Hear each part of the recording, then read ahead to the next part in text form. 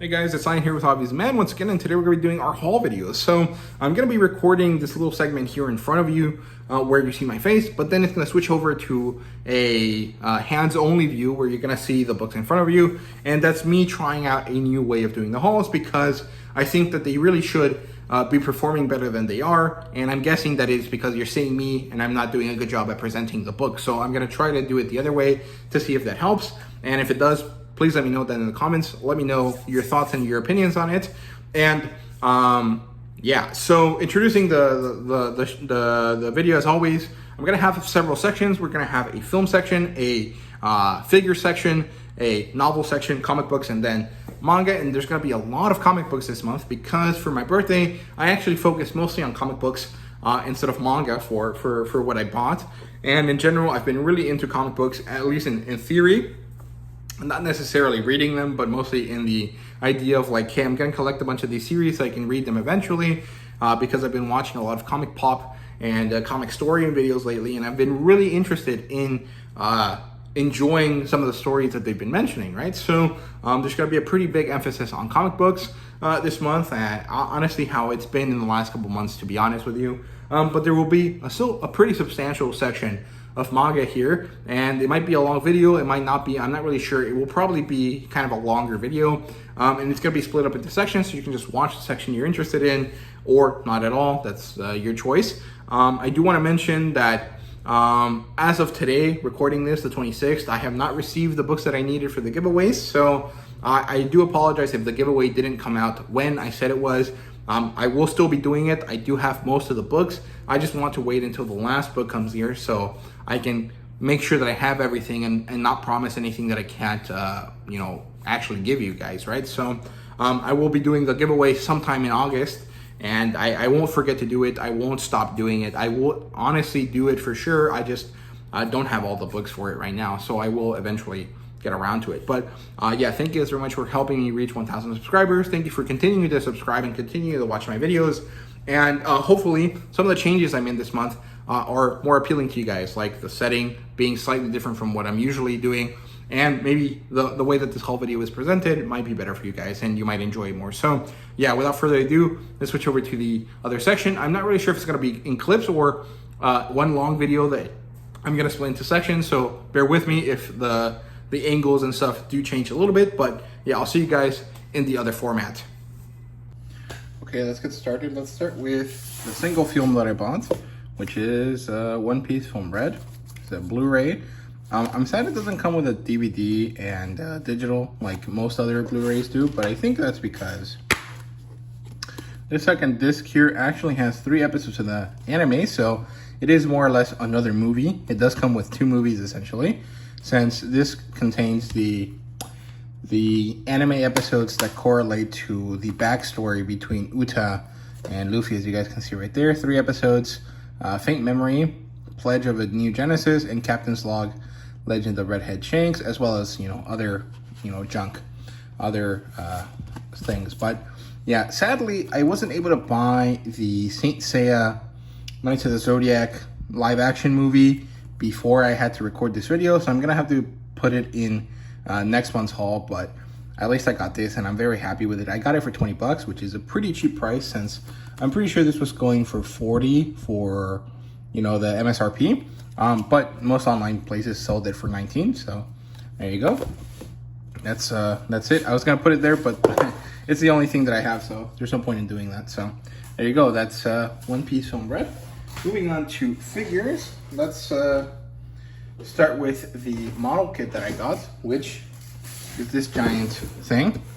It's a Kurubukia kit. I'm not really sure what it is. It's this kind of grotesque looking spider sniper thing, but I got it because I got it for 12 bucks, and that is an insane amount of plastic. This is a 1/100th scale, and it's a huge model. And it's all for 12 bucks. I got it from my local Barnes & Noble. This seems to be a set that's pretty freaking old that they just never managed to sell. So they just want to get rid of it. As you can see, that was its original price. And well, I got it for $12. There was actually 2 more sets. There was another one that was this same basic model, but that one was like a swordsman. And I might go get it if I still find it next time I go to Barnes & Nobles, assuming that I like this one. But I don't know. There's a few other like non-Gundam model kits that I'm interested in, and I might get those instead. So I don't know. Okay, so that's it for that. Actually, let me leave it here as a backdrop. And then in terms of figures, actual figures, I got this Naruto Vibration Stars 2 for kit, A and B. So I got actually both of them. So here's Naruto, and here's Shikamaru, one of my favorite characters in the series. And as you can see, they were both labeled at $30, sold for $25, and actually I got them for $12 each because these sales stickers correlate to a sale that was happening at my local movie trading company, where it was like 4th of July sale, and basically anything that had a red sticker you could buy 2 for the price of 1. So 2 figures for the price of 25 bucks equals $12 per figure. And so it was a very, very good purchase, and I actually really love both of them. I'm gonna show you what they look like on the shelf now.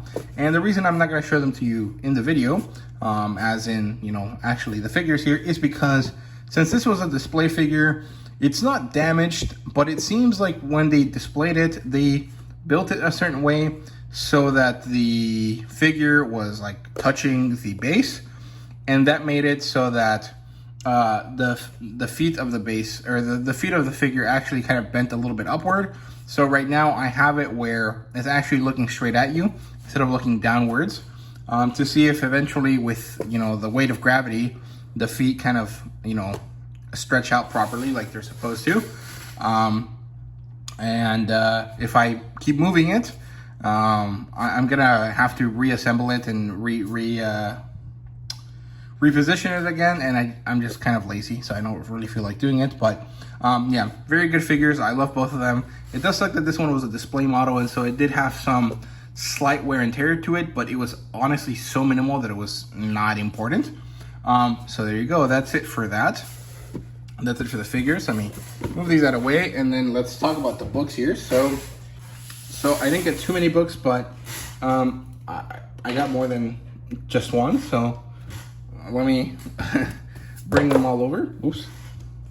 Okay, starting with Agahoshi Book Club. This is technically a original English light novel, but I'm going to add it here in the book section since ultimately it is a book. So there you go.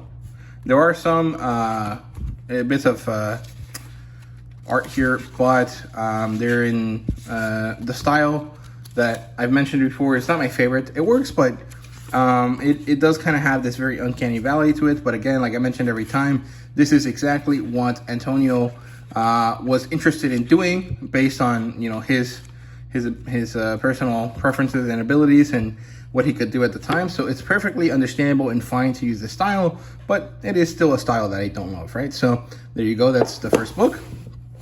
Then we have Baldry's Law. This is a short story collection, and actually most of the stories here are actually historical stories. They're actually like historical text. This is like elements that are more or less historical accounts, more so than stories. But it's cool, it's interesting. I just really like Louis L'Amour's Flint, and I want to get more stuff from him and try them out. So when I saw this at the store, I ended up getting Hondo as well. And this one was like $7, which is interesting. I'm interested about the prices. Maybe since this was a book that got printed a few years earlier, it was a little bit cheaper, but I'm not really sure. But Hondo is like Louis L'Amour's like big thing, the one everyone knows. And so I wanted to check it out and see what it was. And this one apparently has extra material. I'm not really sure what that is. I think it's all this this extra stuff here in the back, but I'm not really sure. But overall, I'm very excited to get around to reading this. And then finally, we have this box set here for Outlander. Now, Outlander is, I think usually when people think of Outlander, they think of it as a women's type of book. And I guess it is. It is kind of one of those like spicy, saucy kind of romance books. But this also is a historical fiction novel, and it's also, to a certain extent, a science fiction novel.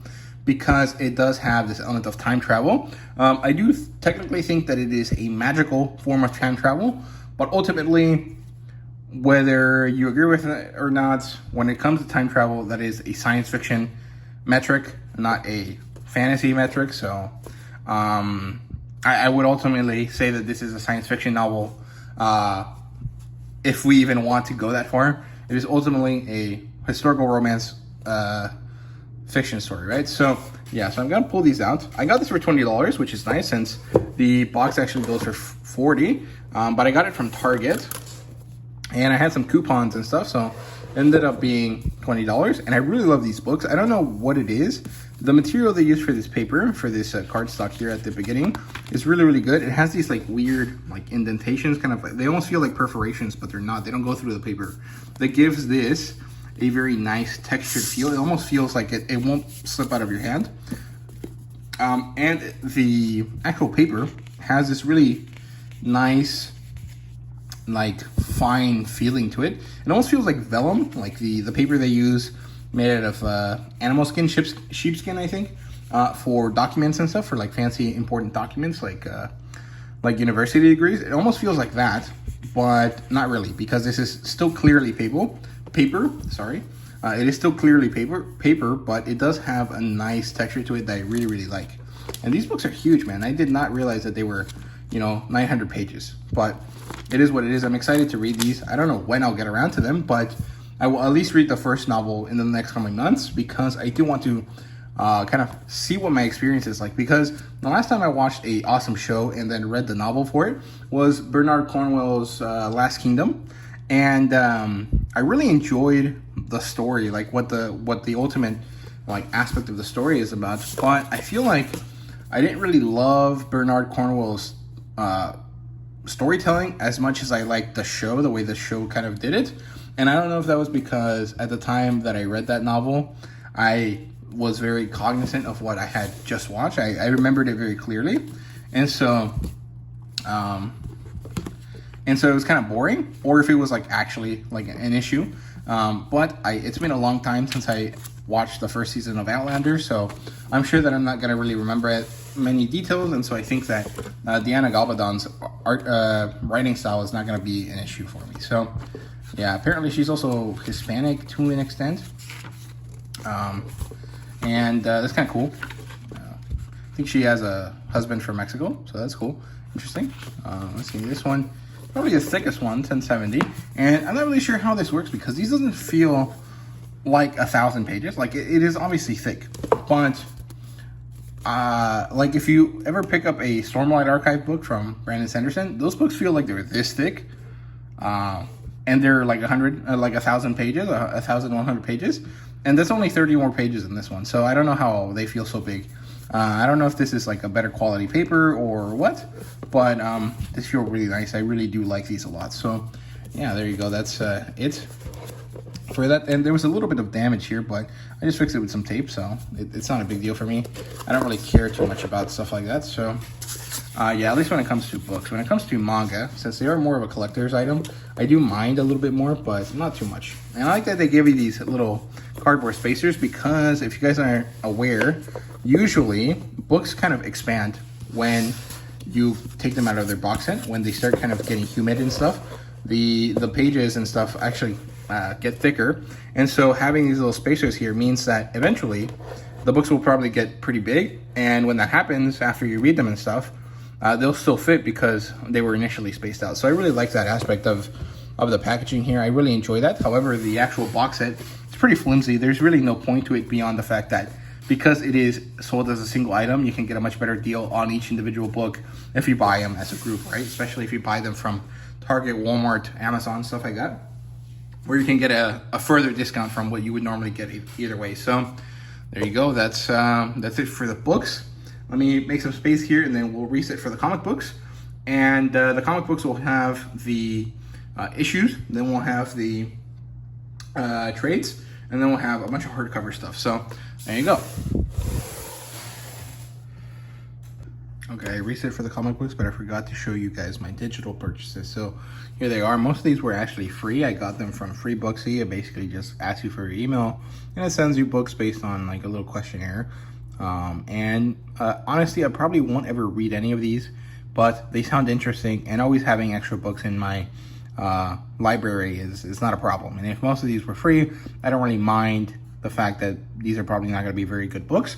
The only one that is of note here is Making Supers by Dante King, a Hammerblade author that I quite like, and also Calamity of Choice, which actually is a Moonquill story that was free for a couple days to celebrate something. I think it was to celebrate the fact that there's another book coming, or the audiobook was going to come out, something like that. I don't really remember, but I got it, and I'm happy that I did. And they will eventually send me a physical copy, but I got the digital copy just because. And yeah, I got this for free as well. This story, I think the thing with this one was that the author's father recently had passed away, and the father had told the author that they really liked this work, and so in honor of his dad's passing, he gave this out he gave this out for free so that people can enjoy it, and kind of just a way to show some love to his father, who had shown love to his story. So I like that. I thought it was an interesting kind of a little tidbit there, and so I picked it up. I saw it on Twitter, and yeah, that's basically all of the digital novels. Technically, there's still a few days left in July, so I probably will have gotten more free novels between today recording this and the end of the month, but I'll just show you guys those next month. So there you go. Now, for real, moving on to the comics now. Okay, let's keep going. So we have a big stack of single issues here. So let's start with Mighty Barbarians number 3. This one was actually late. My comic book shop didn't get it for me in time, so we had to order it, and I got it late, but it's no big deal. I really enjoyed it. I liked it a lot. I really think Moressi's doing a great job here with the Mighty Barbarians. Then we have Heat Seeker. This is the new Gun Honey story. Technically, it doesn't follow Gun Honey. It follows this other chick called Dahlia Racer, who does something for Gun Honey, and I guess it's about her. I'm not really sure. The ending does seem like, okay, this character herself has a story that we're going to follow, and eventually it'll probably tie back into the Gun Honey story, but I'm not really sure how that's going to happen. However, it works out really well. I really enjoy this, and I love this cover a lot. So there you go. That's it for that one.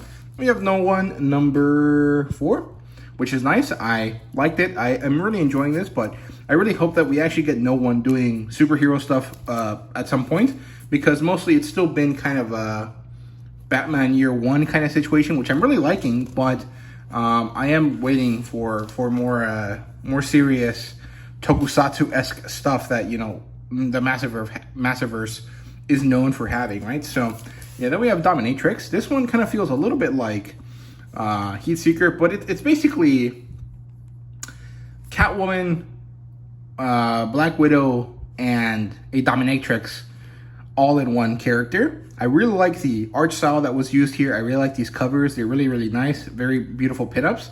However, the story wasn't exactly what I was looking for, because I thought it was gonna be like this badass super spy type chick that happens to have a Dominatrix vibe to her. And what actually happened is an accidental stumbling onto something like that, where this character is a normal woman that makes her money by being a dominatrix on the side, basically, accidentally ends up finding these special drugs from these kind of criminal people, takes one, realizes it gives her super strength, and then using her dominatrix skills to get out of a situation. And this actually ends up being trouble for her.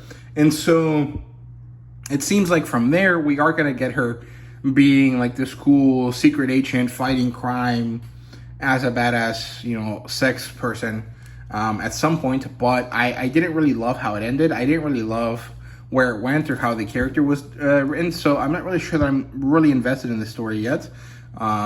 I might just get them for the covers. I'm not really sure. Paying $5 just for a cover is not really the vibe. But I might actually buy them. I'm not really sure. It will probably be one of those things where, like, it doesn't come out at my local comic book store. I have to go to a different comic book store to get it. So if I go there a month when it comes out and I find it, I'll get it. And if not, I won't. I'm not really sure how I'm going to do that. But if I don't find any more volumes of the issues of this, it's not going to be a big deal for me. I don't really care. And I got this weird 3-pack thing. which is interesting. It was at my local Walmart, and I remember that this was happening, or this sort of thing happened right before the pandemic and into the pandemic when comic book stores were about to die, basically. But they stopped doing it, and I kind of wish that I had known about it at the time and kind of been interested in comic books back then, because or really invested in single issue comic books back then, because I feel like I missed out. But this is cool. It's pretty interesting. And it comes with 3 books. And it's kind of funny. It's 3 of them, and they're all labeled 1, 2, 3. Not really sure if that was on purpose or not, but we have Murder World, Moon Knight, #1. I'm not really sure if these are full-length comics. It doesn't seem like it, but I'm not really sure. I guess it would be 20 pages. Cool. And then All Out Avengers #2. This has a really cool cover. I like that. She-Hulk seems to be in it, which is cool. Yeah, that works. And #3 is Mystery of Ultra 7, which is kind of interesting. This is a Kyle Higgins title, I think. Sounds like it. Yeah, Kyle Higgins right there, which is cool. I'm interested in this. I've heard that his run on Ultraman for Marvel is not that bad. And there's a 3rd story coming out right now, and then there's going to be a crossover with the Avengers, which seems pretty interesting. I have not read these, but I will eventually do so, probably next month, and I'll tell you guys what I thought about them. But I really like the concept of buying a pack of these, but I don't know if it really worked out. So there we go. That's it for that. Then I bought some dollar comics. So I got Mecha #4. I thought I was finished with 3, but apparently no. There's actually 7 of these, which is interesting. I really like this cover, but I couldn't find 5, 6, or 7, so I'm probably gonna have to go to other comic book stores and see if I can find more books to finish the collection off. And I got this Wildsiders. This is a J. Scott Campbell thing, and I got it purely for that, just for the artwork that's included here. It looks cool. I'm very interested in it. I have not read it yet.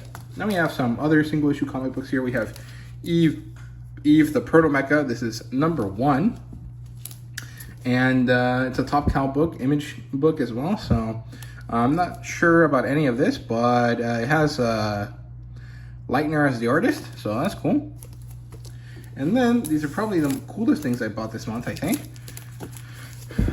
One of the local comic book stores that I go to, the one I got Dominatrix at, it's not as close as the one I usually shop at, but they are apparently big enough to warrant having special covers. And I actually got these for $1 because across the street from the comic book store, there's a record store that has a $1 comic bin, basically. And these were both there, and that's cool. So this one is Fathom, and this one is Soulfire. I wish I could have gotten the Witchblade one or the Ickos one or something. I can't remember which one it was. There was 10 different titles that had these special things, but they weren't there, so it is what it is. But one, it's really cool to have something that is made specifically for one of the stores that I go to. And 2, Aspen is a weird group, and they're kind of out of business, but also kind of not right now. I think they're technically owned by Top Cow, who's owned by Image. But when I started getting interested in comic books slightly, when I started the channel, the first thing I read using my my free month of Kindle Unlimited was Fathom, and it was really, really cool. The other thing I read was Aquaman, which will also show up here in this video. And so it's really interesting that my interest in comic books as an adult started because of Aspen Comics, and they're basically dead. I can't think of a single way to get any of their books. So anytime I find them, I try to grab them because they're cool and they're interesting. And yes, they're mostly just cheesecake, but they're fun and they look good. So yeah. So here we go. Soulfire and Fathom, and that's cool. I'm really happy with these purchases specifically. I think they're really, really cool. Then we have Lord of the Jungle #6. This is actually the end of the story. And it kind of sucks because this isn't actually the end of the Tarzan novel. Like, this basically is an old man Tarzan story. So it's Tarzan in his like 60s or 70s going back to try to solve a problem that has plagued his mind since he was a young man. And so he eventually solves the problem. But as he's solving that problem, we're learning about his earliest adventures, when he meets Shane, when he interacts with the apes, when he gets taken in, when Kala dies, when, you know, Kerchak is mean to him, all this stuff. But we only really got to when he meets Jane, which is about halfway through the novel. We don't get to meet Paul. We don't get to meet Cecil. We don't get to see any of the other important moments that make Tarzan in the novel, in the first novel, in Tarzan of the Apes. And so this is like the first half of the story, and I really hope that they have another basically season or volume of this story and go up to issue 12, but I'm not really sure they will. And I really hope they do. And if nothing else, I really hope they do some sort of crossover where they just use Tarzan to bring interest to other characters. Maybe do a Tarzan King Kong story. I think that's never been done before. That'd be really, really cool. They did a Tarzan and Planet of the Apes crossover, so Tarzan and King Kong would be really, really cool. And I mean, honestly, with the fact that there's going to be a King Kong, Godzilla, and Justice League crossover at some point this year, it feels like, hey, maybe King Kong would be an interesting character to kind of crossover with Tarzan. But I really do hope that they do something like that. I really just want to see more Tarzan stuff going on. And honestly, it's a shame that Edgar Rice Burroughs' IP just are not popular. It really sucks because they're so seminal to science fiction, to adventure fiction in general, and honestly to the superhero genre. The reason we have Superman is because of Tarzan. So, like, come on, man. I don't respect Edgar Rice Burroughs stuff more. Make them interesting to the modern era. I don't know. Then we have Dead Romans here, number 5. Really, really enjoying this. I'm curious to see if this is the end or if there's one more and then there's a break for the next volume. I'm not really sure, but I'm really, really liking this. I love this story. It's very interesting. If you've seen the Barbarians show on Netflix, you'll know what it's about. It's kind of similar.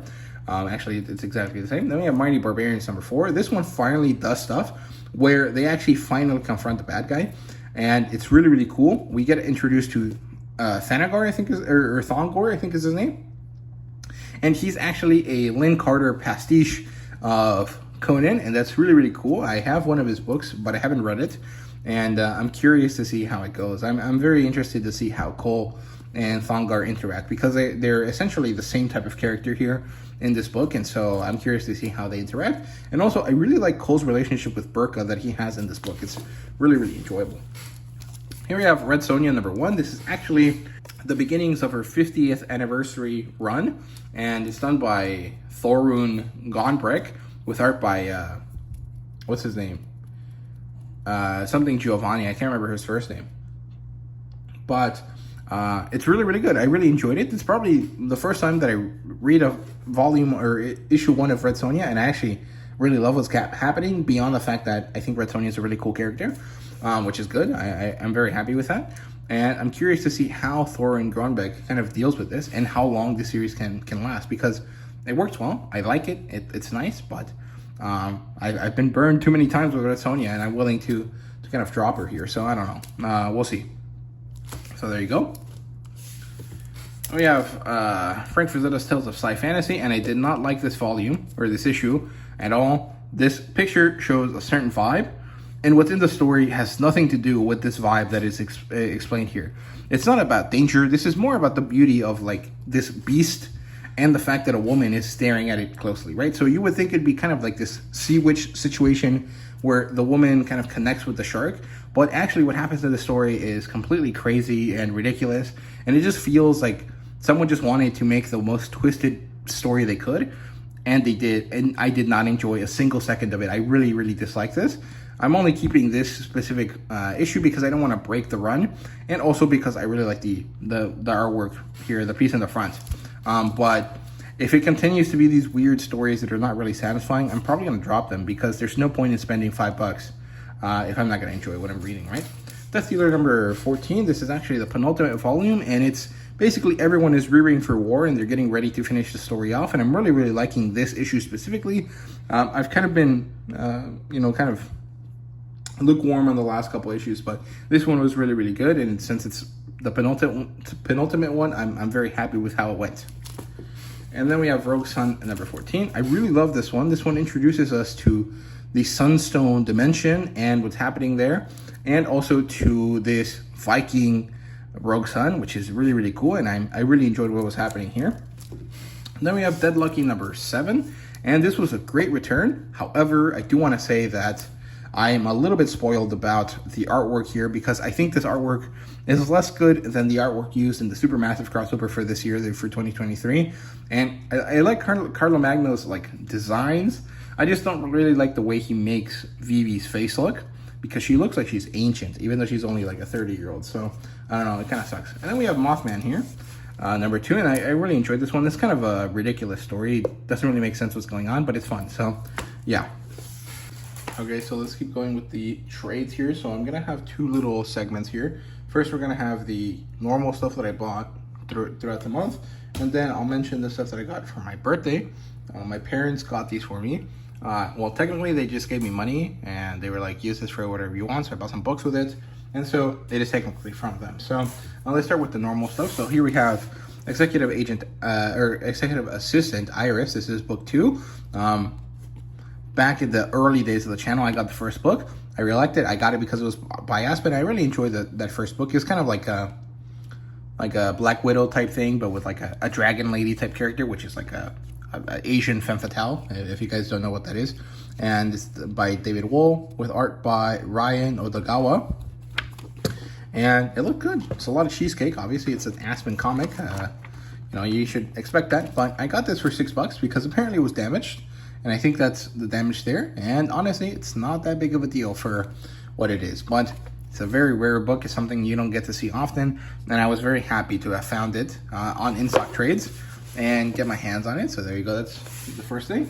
Then we have Battle Chasers. And I got this for like $10, I think, from Half Price Books. Let me see. It doesn't show the price here. Oh, no, it does. $25. So I think I got this for $12. And honestly, very good price. I like the artwork here. I'm very interested in these characters. This is a very kind of clearly late 90s, early 2000s type art style. But it looks fun, and it also kind of feels inspired by anime, specifically the female characters, by like 70s, 80s, 90s type anime. And it's cool. It's really interesting. And recently, Battle Chasers did come back with a more modernized art style that actually looks really, really good. And they started publishing starting from number 10. And I found this, you know, days before I realized that. And I picked it up for basically the fact that it sounded interesting. And I'd heard a lot about it. And this is a complete collection. It collects all of the issues that came out back in the day. It gives you a bunch of extras here at the end, including some stuff from the canceled or never released 10th issue back then. And then it will eventually continue, and actually it has already started to continue. You can already go purchase the issue. If I like this, I'll probably go and find it. I'll go track it down. I saw it recently at one of my local stores. So I can definitely get my hands on it, but I have to read this first. So I'll probably have that in my reading list for August here. And it was a really, really good purchase for $12. I have no problems with it. Then we have this 5 Ghosts for $5. I actually also saw the hardcover edition recently, but apparently the hardcover edition only covers the first two volumes, and there's 3 volumes. So I didn't really want to collect the hardcover and then not have a finished collection. So I'm just gonna stick with the paperbacks. And I honestly don't know if I even like it. I got this because it was $5, and it looks cool. It looks interesting. I really like the concept of this guy that has 5 ghosts stuck to him, and these 5 ghosts gives him some sort of special abilities based on that. It sounds really, really interesting. The artwork's a bit odd. It's not my favorite, but it also kind of works for this kind of old school style to it. So I think it's interesting. I really like the concept of it. So yeah, there you go. That's 5 Ghosts. I don't really know too much about it, but it seemed interesting. So yeah. And then we have Plunder World. This is by Linda Sejic or Sebic. I don't really know how to say her name, but she's the wife of Steven Sejic, the guy that did Harleen and has done a lot of work for Image. And I think he did some work on Justice League at some point, or Batman. I don't really remember, but this is his wife's story, and this is kind of in the same realm as Persephone or Lore Olympus. It's this kind of like Hades and Persephone love story type thing. I think it's a bit raunchy as well, and it's a Top Cow book. And I think they're part of Image now. And yeah, they definitely are part of Image. And I got it because it's something I've had on my radar for a while. And I've never actually seen in stores. So when I saw it at Half Price Books, I had to get it. And same goes for this. Wonder Woman by George Perez. Now, conceptually, I find Wonder Woman to be a very interesting, very compelling character. I really love the movie that they made for her with Gal Gadot. And I honestly think Gal Gadot is amazing casting for Wonder Woman. But I don't think I've ever read a Wonder Woman comic that I liked. I've only read like 2 of them, so it is what it is. But I've heard many things about George Perez's run. And when I found it, basically brand new, there was actually a lot of these. I think these were overstock books. They were brand new, all of them. And I got it for like $10 at Half Price Books. I just had to get it. I couldn't stop myself. I really like this like 80s style artwork. After I read Camelot 3000, I feel like I'm kind of warmed up to this art style now. And it seems really interesting. I like it. I really like George Perez's art style. And I know that he really cared about this story and about this character. So I'm very excited to check it out. I know there's 4 other books of these, and I don't know if I'll ever be able to get my hands on them, but I hope so. I hope that I will at one point. I really love how the spine looks here. So, yeah, there you go. That's Wonder Woman by George Perez. So that's it for the normal stuff that I got that's paperbacks. Let's look at the stuff that I got thanks to my parents. So here we have Middle West, A Complete Tale. This is the compendium. And I'm actually sad that I couldn't find the hardcover edition. I really enjoyed the first volume that I read, but this had literally just come out days before I put in my order, and I got it for $17 from In Stock Trades. So I really couldn't help myself. So it's written by Scotty Young, who is probably most famous for I Hate Fairyland and most recently for Twig. And it's a story about this kid and his father, and this kid seems to have some sort of curse that his father also has. That turns them into these crazy weather monsters based on how angry they are. And so it's a tale about,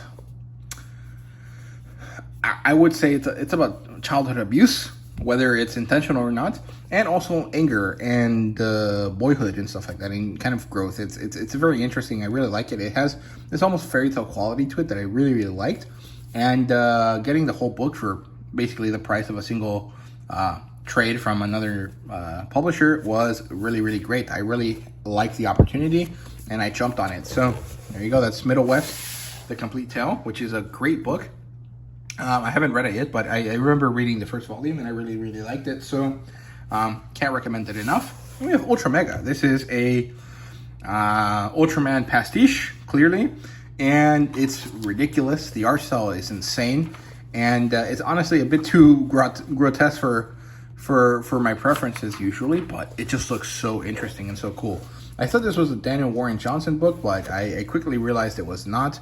But it does kind of have that vibe to it, and I'm very interested in this because I do like tokusatsu style stories a lot, and this one feels like it's a really ridiculous, crazy take on it, and it's really exciting. So yeah, this looks like some sort of dinosaur, which is really cool, and I've been really into tokusatsu type stuff right now. So there you go. It's by James Herron and Dave Stewart, and it's volume 1, but I don't remember when volume 2 will ever come out, and if it ever does. But it does seem like this first book is more or less complete. The one thing I am kind of sad about is that I thought this was a prestige size book, which would have made sense since it's Ultra Mega. It should have been a huge book, but apparently it wasn't. It was just a standard size paperback, which kind of disappointed me a little bit, but not too much. It was mostly a me problem for not understanding it. But it is a thick paperback, so you still get your money's worth. So definitely check it out. I will make a review for it when I review it, although I probably won't read it until September, or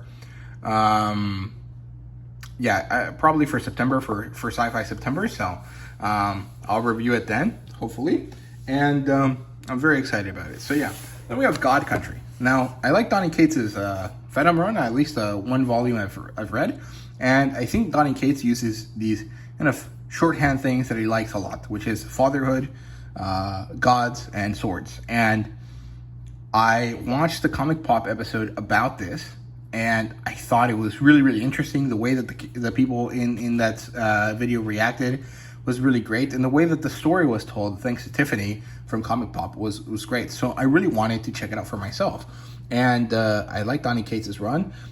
Sadly, this is not a Stegman book. This is not Ryan Stegman helping him tell the story, but it's Jeff Shaw, and the colors are actually really good as well. So shout out the colorist as well, Jason Wardy. And it's conceptually, I think it's a story that really works for me a lot, and I'm very excited to read it for myself. And also, it's in Texas, and I live in Texas, so there's a certain level of connection with this that I also find interesting. And I think there's a lot of value to the story, even if it might seem like a kind of ridiculous kind of thing. So hopefully I'll read it soon, I'll review it, and I'll share with you guys the really interesting value that this story has, right? So that's it for the trades. Let's move these over here, and then let's start looking at the hardcovers. So first we have Green Arrow, The Archer's Quest. I love Green Arrow, mostly because of the show, and I've never had a Green Arrow book from this era with this art style that looks really fun, very cartoonish, and I really like it.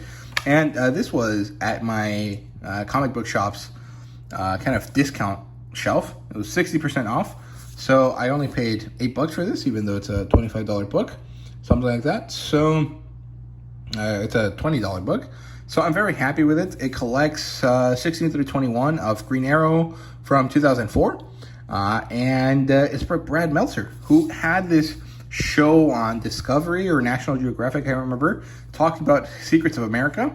And so I really enjoyed Brad Meltzer's like historical context, and I didn't know that he did comic books, so when I saw that, I had to get it. So yeah, very excited about that. Then we have Earth 1, Volume 1 of Wonder Woman. I am interested in Grant Morrison's work. I'm not really sure I've read anything by him before, and I like this cover. And honestly, I'm very excited about this because I'm pretty sure this is a pretty interesting take on Wonder Woman. It's a pretty modernized take because that's basically what the Earth 1 label was for. And actually, the first comic book I ever bought was actually Earth 1 Superman. And I loved that book back in the day. I actually bought it in Spanish one day. I was like, I don't know, 10, 12. And it was at one of the stores that we were visiting that day. And, you know, I was trying to get my parents to buy me a bunch of comics that day. For some reason, I was interested in them, you know, that specific day. And they wouldn't budge. But they were like, okay, we'll buy you one. So pick one. And the only character that I was clearly aware of was Superman. So I picked that up. And, you know, I really enjoyed it. But then I didn't really keep up with superheroes after that. And then the next time I bought a comic book was when I bought Green Arrow Year 1. Is that what it's called? The one where he's stranded on an island. It's written by Andy Diggle. I think it is Green Arrow Year 1, and that was after I was interested in the Arrow TV show. But still talk about Earth 1. The other books that I got this month were actually all three of the Superman Earth 1. So the version I have in Spanish is actually a soft cover. So when I saw these, I had to get them, and I got two of them, and I got the third one for free. And it's a pretty interesting story. Maybe it's not the most hopeful and interesting kind of version of Superman ever, but it's one that I liked, and it almost felt kind of similar to the Scott Snyder Superman, and I like that. I really enjoyed Man of Steel when I was a kid. I think I still do, but I haven't really watched it in a long time, so I'm not really sure. But of course, these guys are not as hopeful as most Superman stories, and honestly, if you really want a Superman story that's really good, I recommend you guys check out the Dawn of the DC Superman run. That's only 5 issues in right now. It's really good, and you should be able to find the back issues for sure. But it's a really good story, and I recommend you guys read that, and then maybe later come back to this version of Superman, because well, the Earth 1 stories are more like self-contained modernizations to kind of appeal to a certain type of people that really aren't into graphic novels, but that might be into them if you give them an easy entry point. And I don't really fall into that right now, but I definitely think I fell into that at some point in my comic collecting journey, whether that is manga or Western comics. And this is kind of a relic from the era that it came out in, but it's one that I'm interested in collecting because some of it feels really cool, and some of it is like ridiculous, but I'm interested in having the whole thing. So it is what it is. So that's it for the normal stuff. Let's move on to the birthday stuff that I bought. So first of all, we have Mirka and Dolfo's Unnatural. This is a kind of a furry love story, I guess. If you're interested in Beastars, this might be something you're interested in as well, because it kind of has that vibe. It's about this kind of messed up world where everyone is kind of an animal person, and we follow this girl who's a pig girl, and her name is Leslie, and she hates her job. She kind of deals with this weird, crazy totalitarian government, apparently, and she's dealing with the fact that she wants to love people a certain way, and she's not being able to do so. And so it's really, really interesting. And as you guys can tell, it says it's an erotic fantasy series by Mirka and Dolfo, who's done all of these other series. And the only one that I've actually read is Sweet Paprika, and that one is also an erotic fantasy story, and it's really, really good. So I definitely recommend that. I can't open this too much because there is definitely some very serious kind of adult elements here, but it's pretty interesting. If you like things like Beastars, Beast Complex, or the office romance story, I'm a wolf, but my boss is a sheep, you'll probably enjoy this as well. So I think I might have to do a video talking about, hey, if you like Beastars and if you like these kind of furry-esque type stories, you might like these other ones. So maybe I'll do that once I read this for sure. Then we have this, which is kind of awkward because it's a comic book, but it's sideways, and that's because it's a comic book strip instead of a normal comic book graphic novel type. And it's Tarzan, The New Adventures, written by Roy Thomas, with artwork by Thomas Grinberg and Benito Gallego. So if you guys saw earlier, I did have another Tarzan comic, and that one also was drawn by Benito Gallego, but the author was Dan Jurgens. So this is an older book. This is actually published digitally on the Edgar Rice Burroughs website, but they decided to pair up with Dark Horse to release at least some of the strips. And so they did. And here we have some of the artwork by Thomas Grinberg, who has this very beautiful, almost Frazetta style. I love the way he draws his female characters. They look really, really cool. And I love Tarzan. I'm really interested in him. And I didn't really feel like getting the other version of the comic book strip because that one is just a retelling of the novel. So I wanted something slightly different. And so I got this version. And let me flip over to the Benito Gallego versions, which are right here. And it's really, really cool. I like it. I think it's interesting. It's also kind of hard to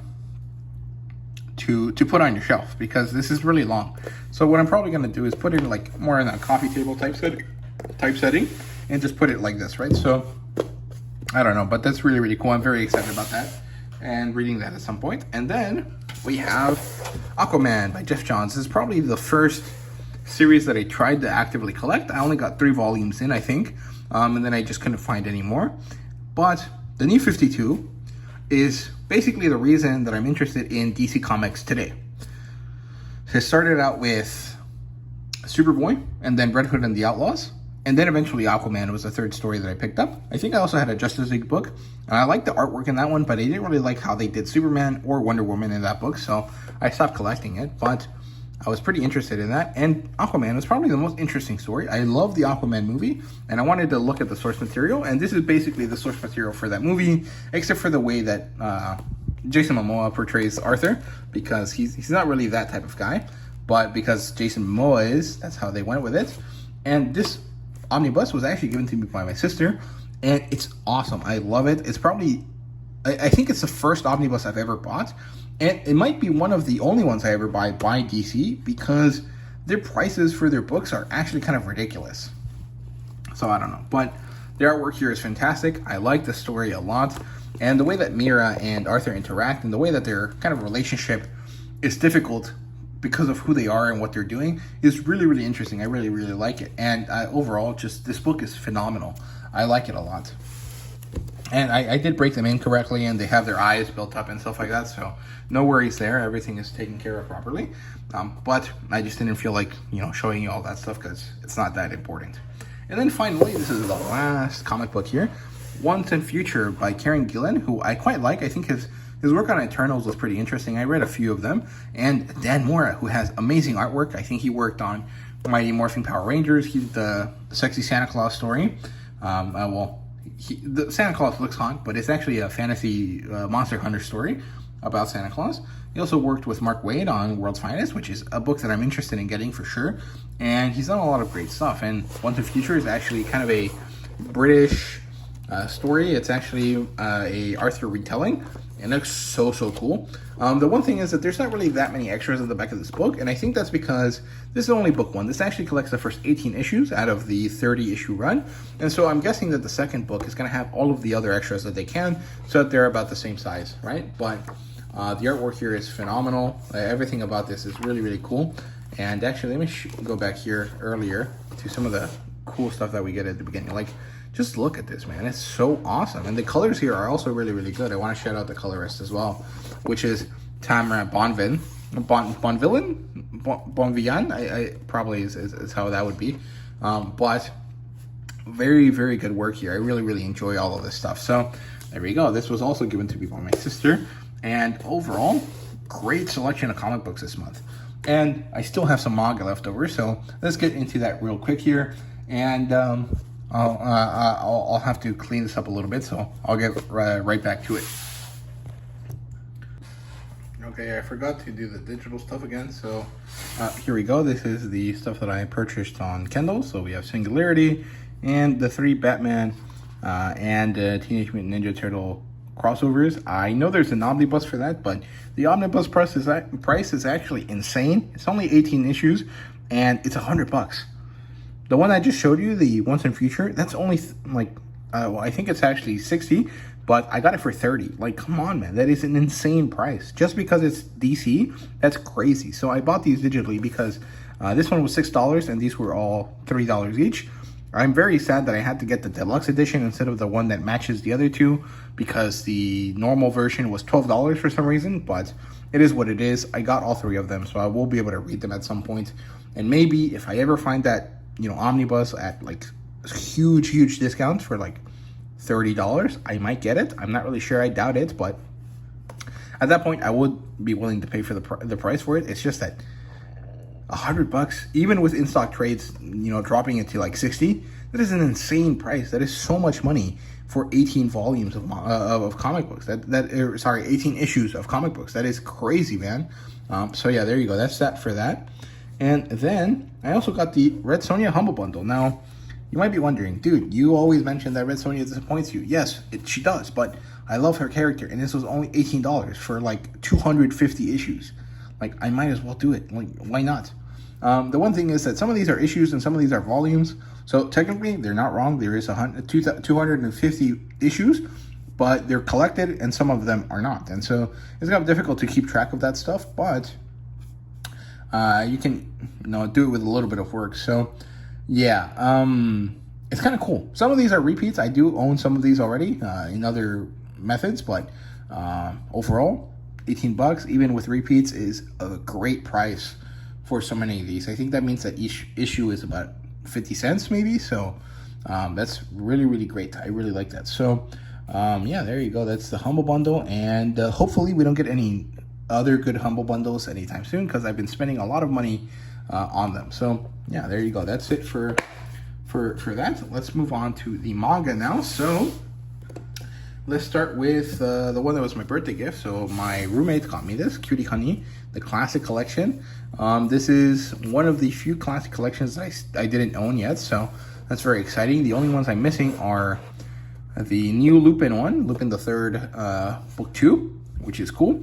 I like that one. I think it's going to be fun. And also the 2 Devilman stories. Now, I've already read the first volume, but I haven't read the second one, and I don't have either of them, so I will eventually have to get my hands on them at some point.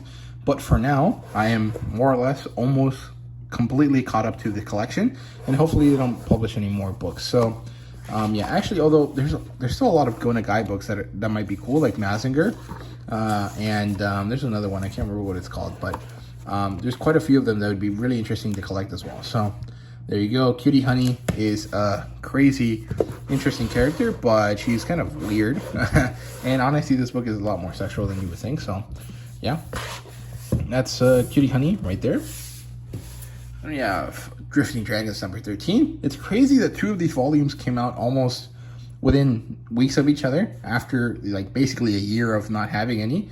But I'm very happy about that because I love this series, and it's nice to have so many books of them already. I think we're at 14, and to have 2 books of them that I can read back to back is great. And then I also got Blue Lock number 7. I've already read this, but I'm very excited to keep collecting it physically.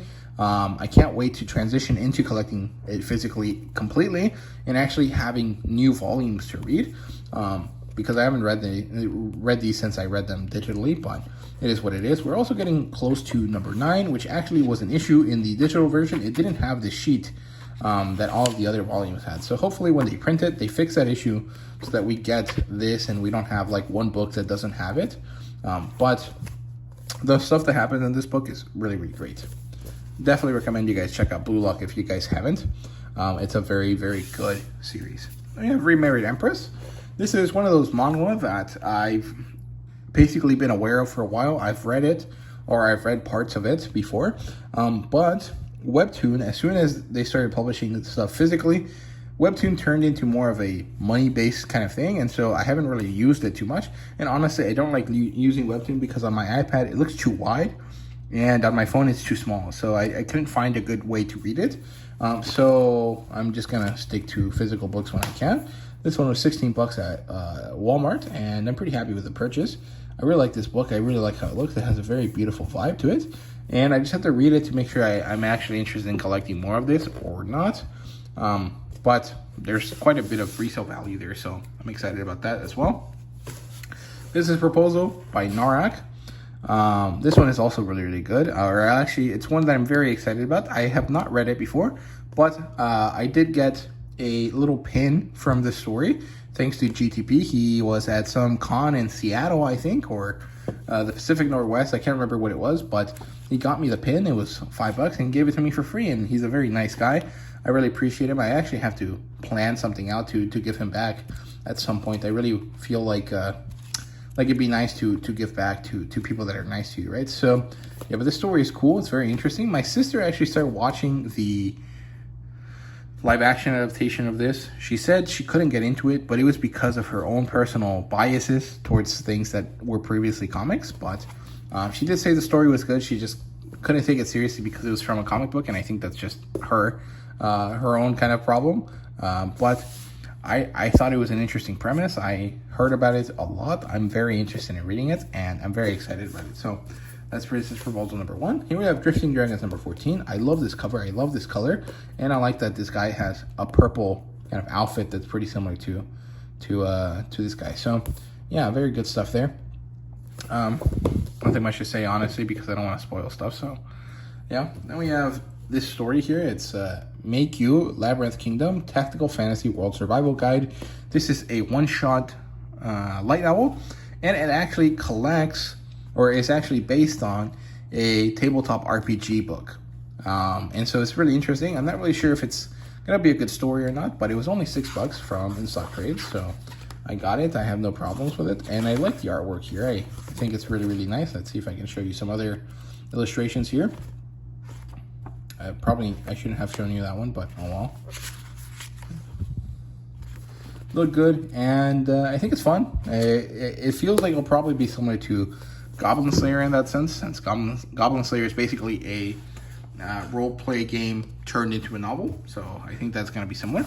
We have Dress Up Darling number 9. I'm very happy about this series. I love it. It looks so good. I really enjoy this. I saw someone recently on Twitter say that they thought this story was spinning its wheels, that it wasn't as good as it was before, that everything that was interesting happened in the first season, which is about the first 7 volumes, and or the first 6 volumes, I think.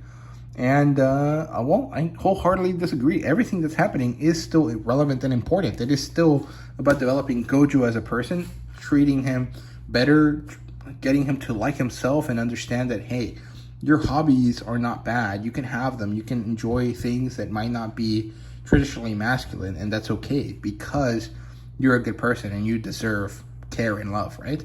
And Marion proves that to him all the time. And then the fact that the stuff that's happened here since the end of the first season is all related to that. It helps Gojo grow, and it helps get him accepted by his classmates. It's wonderful. It's not spinning its wheels. It's dealing with what the story is about. I think it's amazing. I think it's honestly one of the best stories that are available in manga right now.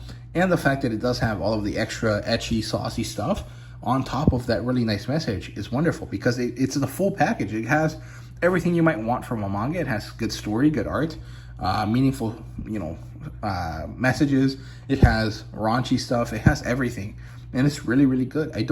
I honestly, I could not fathom what this person was doing, like what they were reading, because it's definitely not My Dress Up Darling. I don't know. It felt really, really crazy. I don't even remember who it was. I just, that thought stuck to me, so I wanted to mention it here.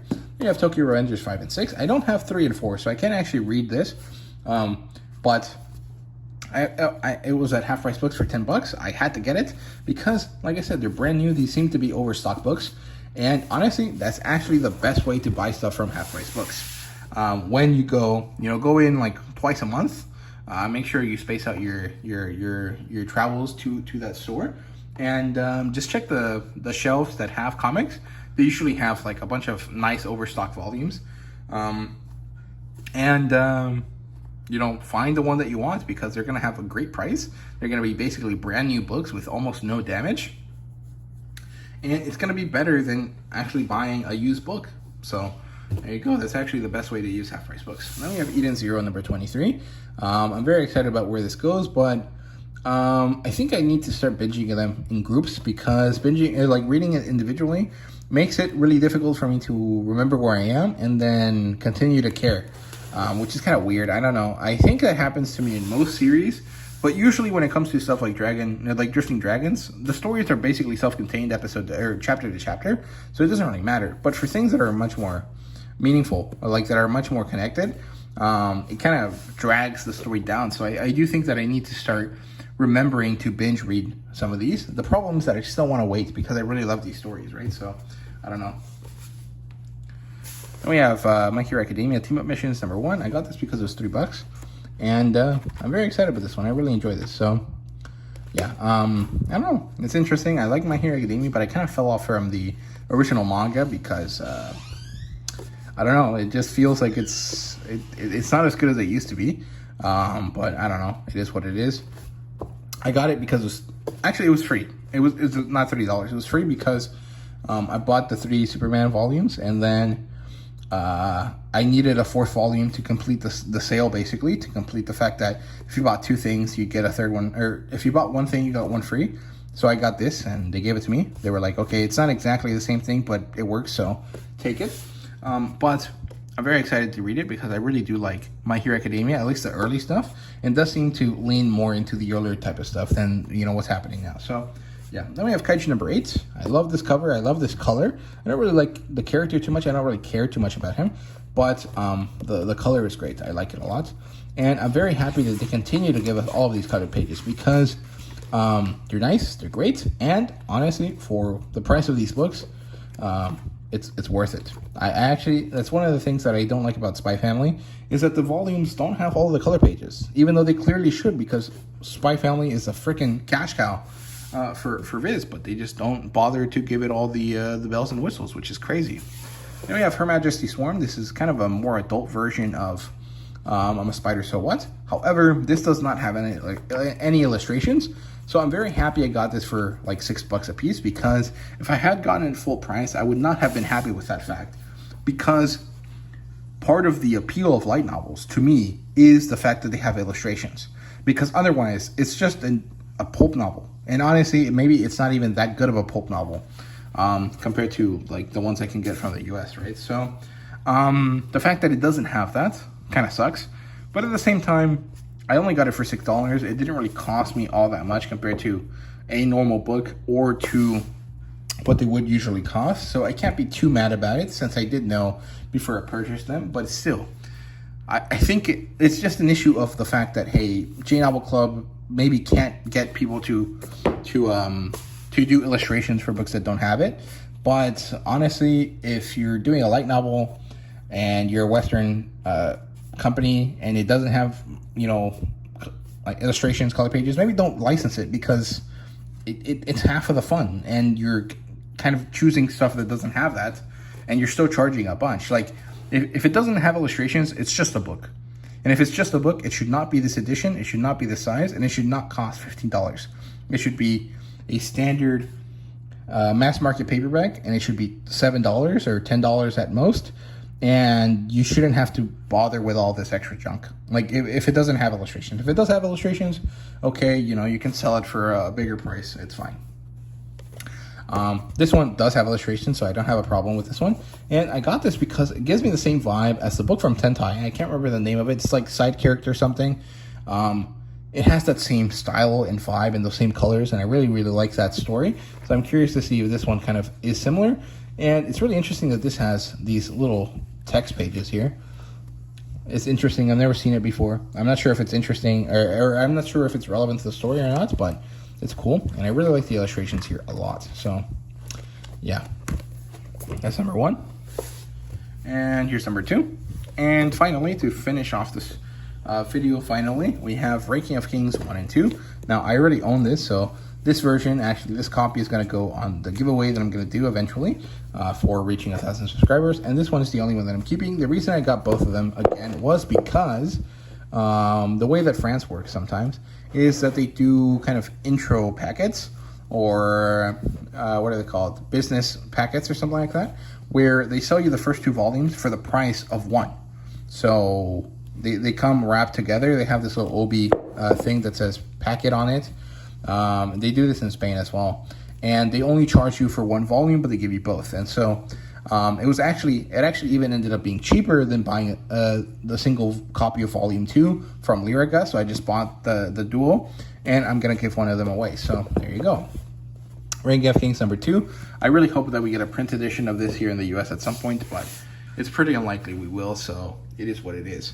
And yeah, I don't have any digital manga this month, so that's it for the haul video. I hope you guys enjoyed. If you did, please leave a like, subscribe, and comment down below. Let me know what you thought. Let me know if you guys like this style better, where I just show you the books and talk from behind the camera instead of the way I usually do it. Hopefully it makes the videos have more reach and have more people interested in them, but I'm not really sure. I don't know too much about how to optimize the YouTube algorithm for me, so it is what it is. But yeah, let me know down below, and thank you guys so much for watching. I really hope you guys enjoyed, and see you guys in the next video.